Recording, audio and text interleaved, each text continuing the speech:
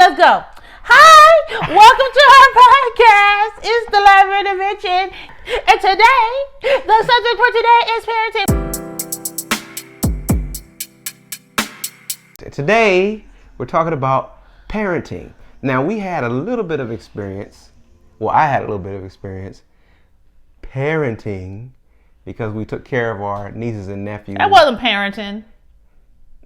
That's why I put it in the air quotes. We had a little bit of experience with kind of like parenting. Is that better? No. What would you call it? He had a little bit of experience, kind of like babysitting. I'm like babysitting. I had the kids the whole time. So we had a little bit of experience. Kind of like parenting because we took care of our nieces for a while. So I became Uncle Koma, and that was a big part of our early marriage. Yes, it was a big part. Yeah. But today, we're talking about parenting one child versus two. Oh, why is Auntie and Uncle in there? And so, wait. What? The reason why it's in there is because it's different. Okay, let's talk about it. Yeah. Parenting one child versus two. I was an aunt for I've been an aunt for 37 years. And they heard about that. Back to the parenting. And being a parent is only slightly like a shadow of being an aunt or uncle. Okay? Mr. Kinda like a parent. But now you don't feel that way, do you? You think uncling was the same as being a father? No, I think it was good practice though. Practice? Yeah. Okay. I think it was good practice. I think it was good practice. So what I learned about being an aunt and an uncle is that you do get the practice, but at some point as an aunt, uncle, and aunt, hopefully, you send them crumb snatchers home. Right. You send them things home, Right. okay? But as a parent, I realized that they don't go home. They are home. Being an uncle, like an active uncle, like people there taking care of them. I learned just really important things like how to listen to kids, like for real, like listen to them, what they need and what they want. It was tough at first, but as the time went on, I think what was important for me as far as like learning how to be a father, and it is much different, but I think as the time went on, I learned how much children need from a parental figure, right? And I figured out, I think, how to provide that, even though I wasn't their father, but I figured out how to kind of provide as best I could what they would need from a father. So it gave me good practice, and it was rewarding for me because I wasn't around a whole lot of little kids when I was little. Like I was around them, but I left, and they weren't staying with me, and they weren't depending on me. So having a little person be dependent on you, I think, is important and critical to like the changing of your mind, so that you can be ready to take care of one that is your own.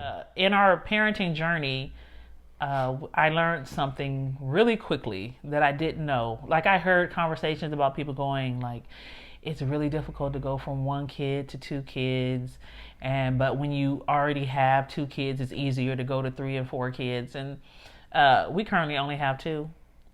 And let me tell you the reason why, okay? Because it was so hard to go from 1 kid to 2 kids. I mean, it felt unequivocally like torture. Unequivocally is not a word. I don't care if unequivocally is not a word.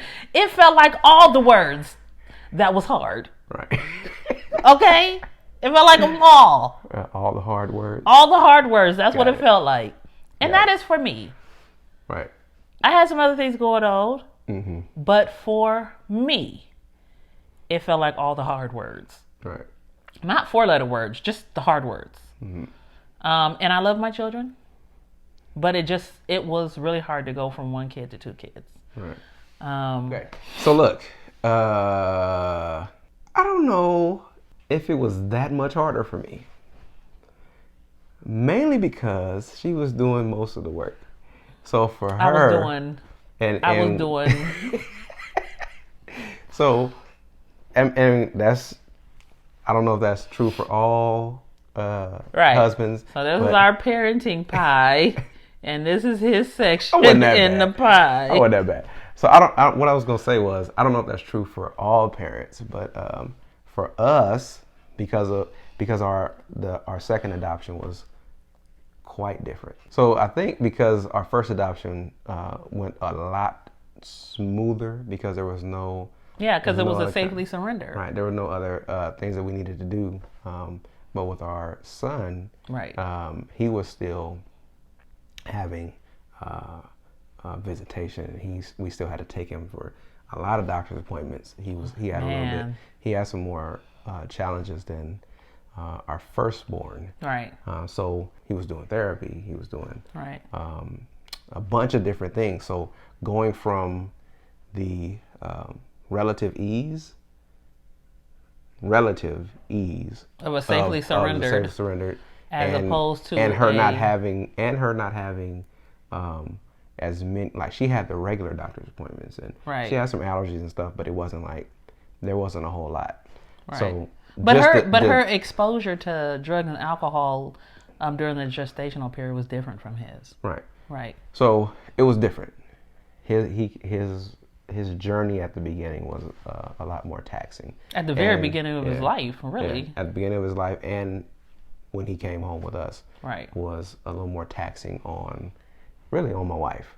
Right. Because I was going to work, and at the time I was at work, you were doing a lot of those appointments. Right. But he was born drug exposed. Right. So that adds a whole nother layer to how you have to care for a child that way. Yeah.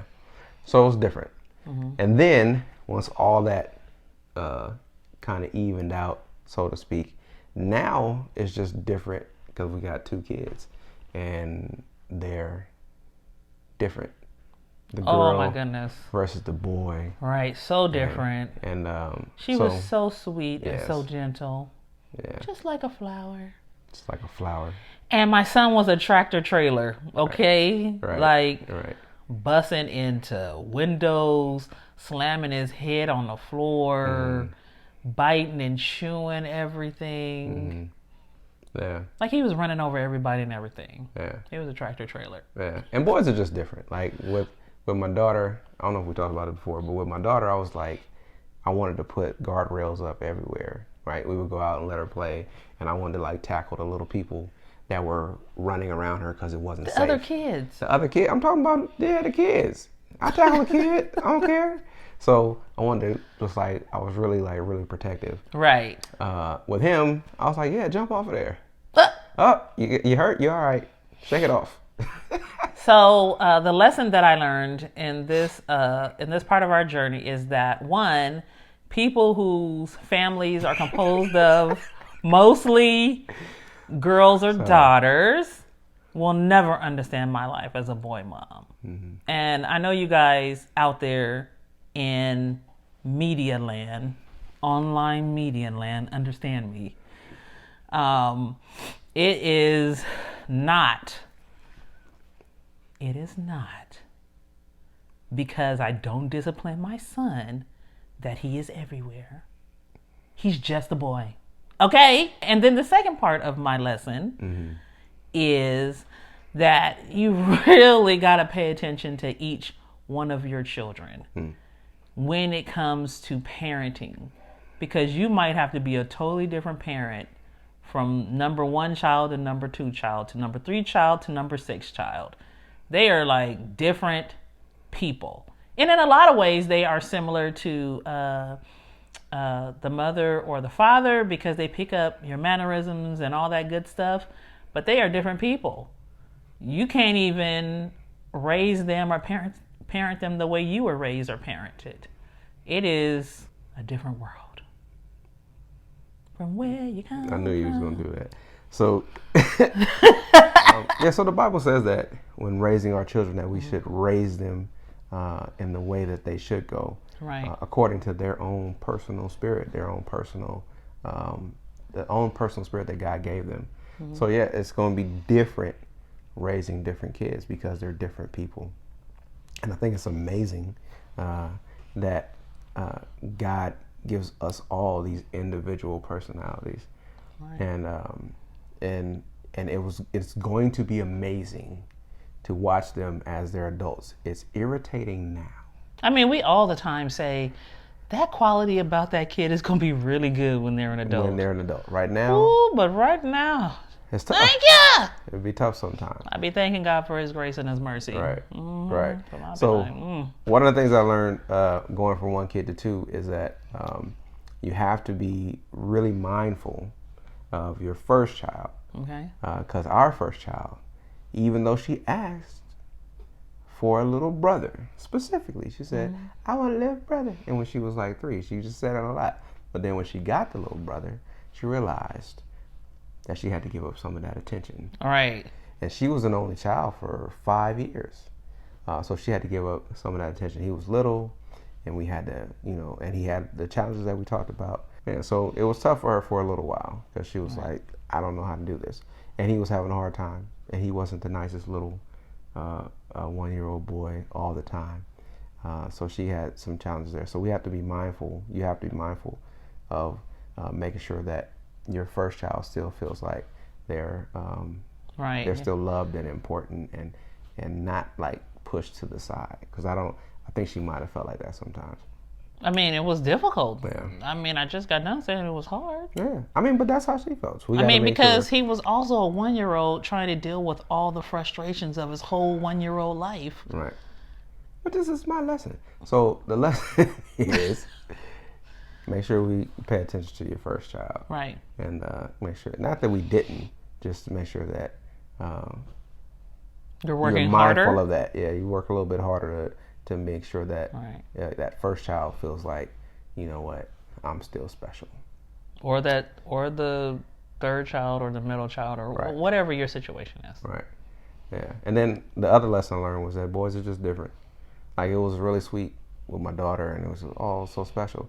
But boys are just different. I think, like, look, people that have, men rather, that have a girl and a boy, I think that you think about your kids differently. Like, there's a whole different set of like emotions and maybe aspirations that you have when you have a girl or a boy. Like, your son, I think innately we try to give our sons the things that we think that he needs as a man. All right. For me, for my daughter, I think I try to give her the things that she needs as much as I can, so that she can be safe and protected. Right. So it's just different. I think differently about rearing them. I think differently about raising them. I think differently about the way that I interact with them.